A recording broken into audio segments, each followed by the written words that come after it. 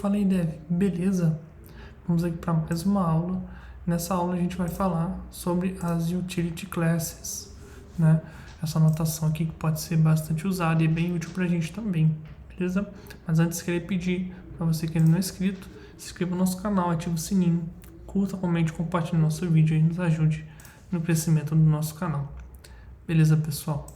Bom, para essa aula aqui eu separei aqui uma classe utilitária. Essa classe, ela basicamente vai fazer operações ali que vamos dizer assim, mais estáticas, né, mais padronizadas, que a gente não vai ter tanta, não vai ter manipulação de banco de dados, por exemplo, né?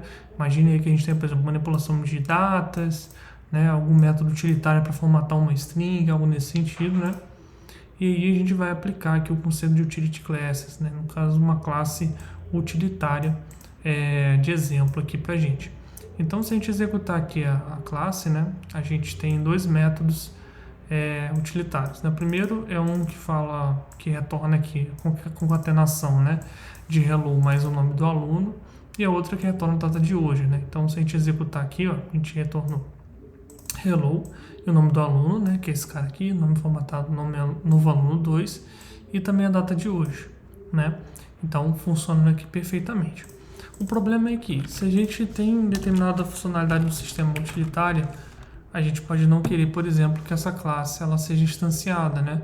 Nesse caso aqui, ó, instantiation of utility class, mas porque a gente não está usando, né? Então, mas eu botar aqui, o que ele vai reclamar? Instantiation of utility class, show inspection, public, private.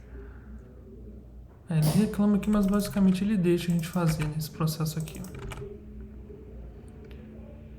Static name reference. Porque a gente pode chamar via classe, né? Mas basicamente ele funciona, né? Se a gente chamar aqui, ele não vai dar erro. É uma possibilidade de fazer dessa forma. Só que em determinadas situações a gente pode querer realmente ter métodos totalmente estáticos e não mutáveis, né? Então a gente não precisa ter uma classe, a gente só chama realmente a classe de exemplo. E aí o problema é que a classe utilitária, né? E aí qual é o problema? Se em algum lugar do sistema a gente tem uma instanciação, ela pode representar um problema, né? Às vezes na implementação, até mesmo não faz sentido. Daí a ideia é a gente usar, por exemplo, essa utility class, porque ela vai impedir que você instancie um objeto, porque ela cria uma estrutura para a gente aqui por trás, que é um construtor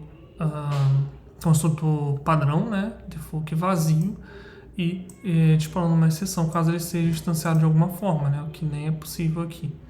Mas se a gente insistir aqui com a implementação, né, ele vai dar erro de compilação e não vai deixar a gente executar, porque ele já está como um private aqui. Então ele não deixa a gente instanciar essa classe, pessoal. Ele vai criar para a gente um método privado, não deixando a gente instanciar ela. Então, em determinadas situações pode ser interessante para a gente, dentro da implementação ali do sistema, não ter essa possibilidade, né? Então a gente pode colocar aqui, ó, dar erro por causa do construtor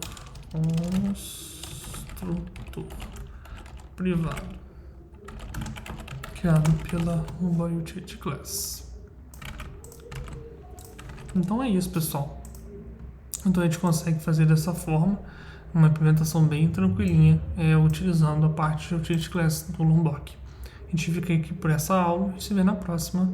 É isso aí, pessoal. Valeu, fiquem na paz. Fui.